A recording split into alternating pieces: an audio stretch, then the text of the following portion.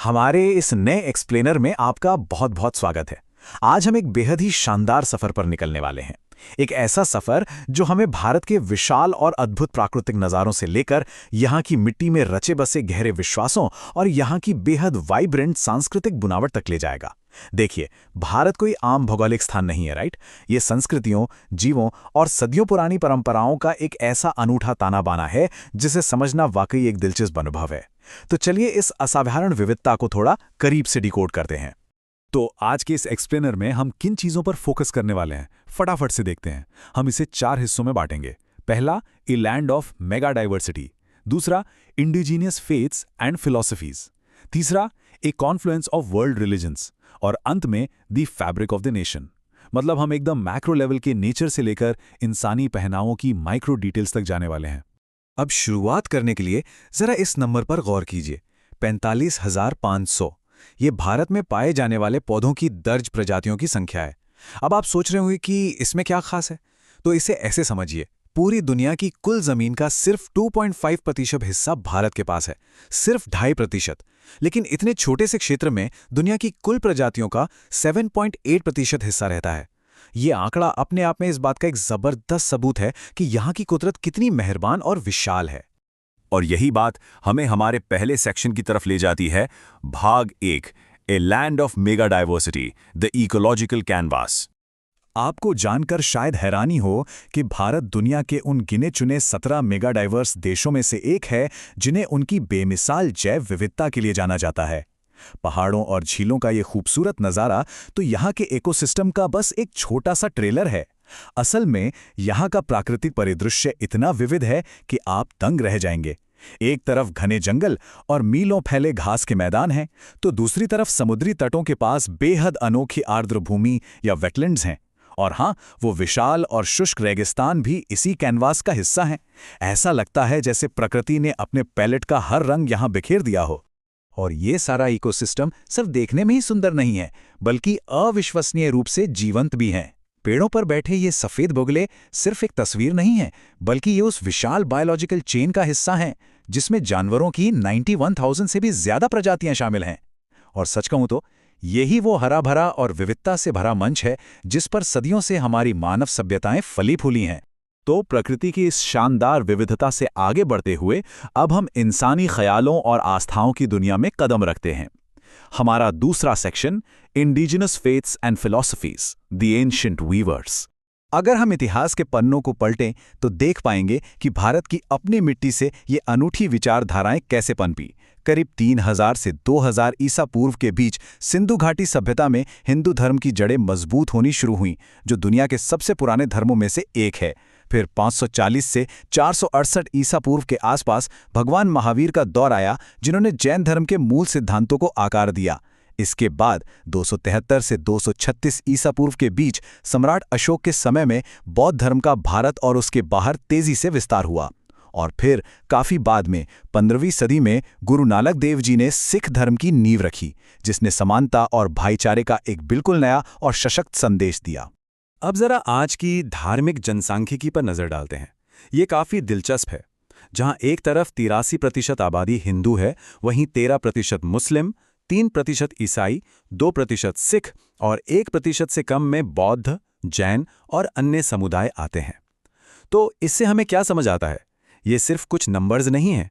ये हमें एक ऐसे समाज की तस्वीर दिखाते हैं जहां प्राचीन काल की परंपराएं और बाहर से आई आस्थाएं दोनों ही एक साथ बड़ी शांति से मिलजुल कर रह रही हैं। और इस मिलजुल कर रहने का एक बहुत बड़ा कारण ये है कि यहाँ विचारों ने कभी धर्मों की सीमाएं नहीं मानी। अहिंसा को ही ले लीजिए। इसका सीधा सा मतलब है किसी को नुकसान ना पहुंचाना या नॉन वायलेंस। वैसे तो ये सिद्धांत मुख्य रूप से जैन और बौद्ध धर्म से निकला था, लेकिन ये हिंदू धर्म के कर्म और मोक्ष जैसी बातों के साथ इतनी गहराई से घुल मिल गया कि पूरे भारतीय समाज का एक गाइडिंग प्रिंसिपल बन गया। यहाँ तक कि हमारे आधुनिक राजनीतिक और सामाजिक इतिहास में भी इसी एक शब्द ने कितनी बड़ी भूमिका निभाई है, ये तो हम सब जानते ही हैं। इन दार्शनिक विचारों का सबसे बेहतरीन और चरम रूप हमें सिख धर्म के संस्थापक गुरु नानक देव जी के इन शब्दों में मिलता है। उन्होंने कहा था, न कोई हिंदू है न कोई मुसलमान है। ये एक बेहद पावरफुल कोट है जो आज के हमारे इस पूरे एक्सप्लेनियर का सार है। ये साफ तौर पर हमें याद दिलाता है कि इन सारे सामाजिक विभाजनों और लेबल से कहीं ऊपर हम इंसानों का आपस में जुड़ा होना सबसे ज्यादा मायने रखता है। चलिए अब इसी कड़ी में थोड़ा और आगे बढ़ते हैं। भाग 3, a confluence of world religions, adding new threads. देखिए, भारत सिर्फ उन धर्मों का घर नहीं है जिनका जन्म यहीं हुआ, बल्कि इसने दुनिया भर से व्यापार और पलायन के जरिए आए धर्मों का भी खुले दिल से स्वागत किया है। और ये एकीकरण दो बहुत ही अलग-अलग तरीकों से हुआ। एक तरफ पारसी और यहूदी समुदाय हैं जो सदियों पहले यहाँ आए। उन्होंने भारत में रहते हुए भी अपनी विशिष्ट और बेहद क्लोज नेट धार्मिक पहचान को पूरी शुद्धता के साथ सहेज कर रखा है। और दूसरी तरफ ईसाई और इस्लाम जैसे धर्म हैं जो न सिर्फ भारत के कोने-कोने में फैले, बल्कि यहाँ की जीवन शैली, भाषा और समाज में इस कदर रच बस गए कि एक बहुत ही व्यापक और गहरा एकीकरण हुआ।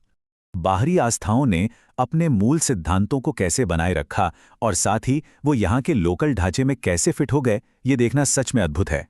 उदाहरण के लिए मुसलमानों ने इस्लाम के 5 स्तंभ या काबा की तीर्थयात्रा जैसे अपने मुख्य सिद्धांतों का पालन करते हुए भी खुद को भारतीय गांवों की परंपरागत जजमानी आर्थिक प्रणाली का हिस्सा बना लिया। इसी तरह केरल में 4वीं शताब्दी के सीरियाई ईसाइयों ने अपनी पुरानी पूजा पद्धतियों को आज तक सुरक्षित रखा है।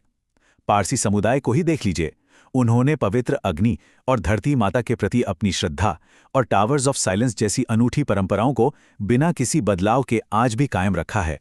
अब दर्शन और धर्म की इन गहरी बातों से निकलकर हम आते हैं इसके थोड़े भौतिक और रंग-बिरंगे रूप पर।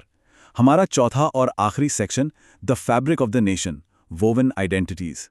यहाँ हम इन सारी अमूर्त विविधताओं को उनके एकदम ठोस और दिखने वाले रूप में महसूस कर सकते हैं, यानी यहाँ के पारंपरिक परिधान।